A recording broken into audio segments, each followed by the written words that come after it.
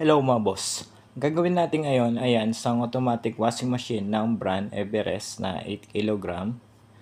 So ang problema nito, i-try ko na lang mga boss para makita nyo na lang ang problema. Ayan, saksak ko lang. Ngayon kung titignan nyo, ayan, error na EA. So yan ang problema nitong automatic washing machine, EA error. So kahit anong pindot natin dito sa kanyang mga buttons, ayan, so walang response. Bali ito lang power on ang mayroon. Kaso pag power on natin, ayan, ganyan lang. Automatic na nag-error na EA.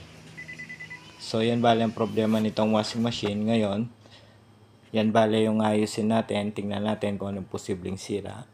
Pero sa mga ganitong issue, kadalasan na EA error, yung kanyang sensor sa water level. Ngayon tingnan natin kung yun ba talagang sira. Pero bago yan, sa mga bago pa lang dito sa ating channel, huwag sanang kalimutan mag-subscribe at pag-ipindot na rin notification bell para sa susunod na upload na gagawin natin, ma-notify kayo. Ayan mga boss, sa pagbukas dito, bale tatanggalin lang natin yung apat na tornilyo. Ayan, isa, dalawa. So yung dalawa nasa likod, ayan. Tatlo, apat. Ayan. So, after natin matanggal yan, pwede na natin tanggalin yung pinakaitaas nitong automatic washing machine. Ngayon mga boss, ayan, bale na baklas na natin yung pinakaitaas. Ngayon, yung mga tornilyo din na yan, tatanggalin din natin yan para yun na nga, makita natin yung kanyang water level sensor. So, tanggalin ko lang. So, ayan, bale natanggal ko na yung mga tornilyo. Ngayon, baklasin na lang natin yan. Ayan. Ayun. So, alam na natin yung problema nito mga boss. Ayan, o. Ubos tong kanyang wire. Yung wire na yan, bale yan yung kanyang wire para sa kanyang water level sensor. So, posible baka okay pa tong water level sensor nito. Posible kaya nag-error tong washing machine dahil dito sa wire na yan.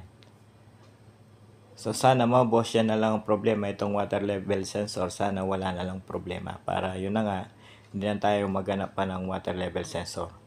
Lalo na itong mga water level sensor na yan, mahirap hanapin yan.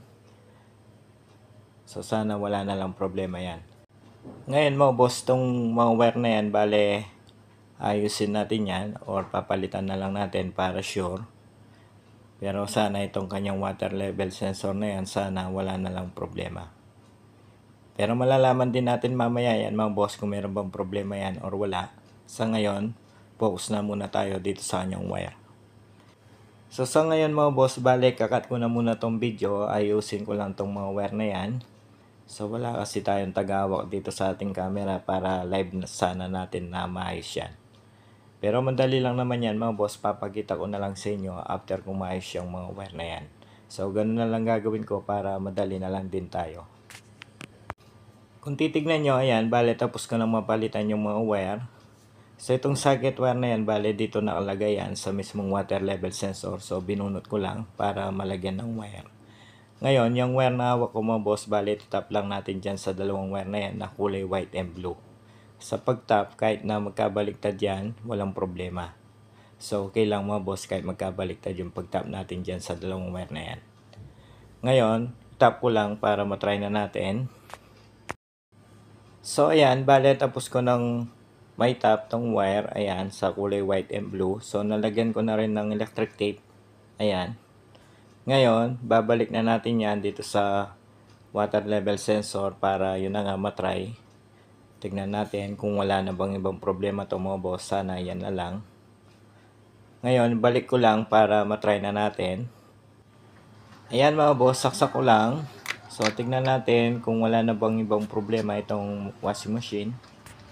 So, kanina, pag on natin, nakita nyo, nag-error na EA. Ngayon, tignan natin. Ayan mga boss, kung papasinin natin, hindi na lumabas yung EA na error. Ngayon, hintayin lang natin.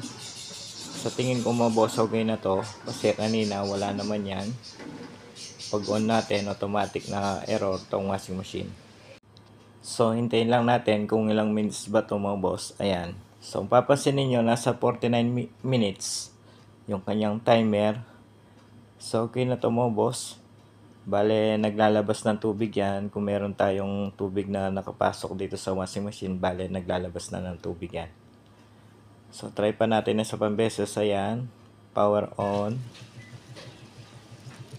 So, kanina, pag power on pa lang natin, matik nang nasa EA error tong washing machine.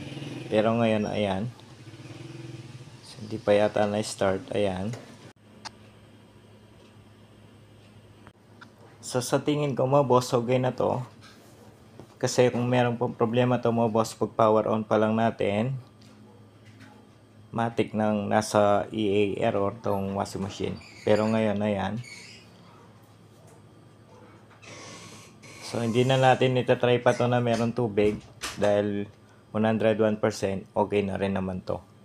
So, dahil dyan, hanggang dito na lang tong ating video. Sa mga hindi pa pala na subscribe dito sa ating channel, huwag sanang kalimutan mag-subscribe.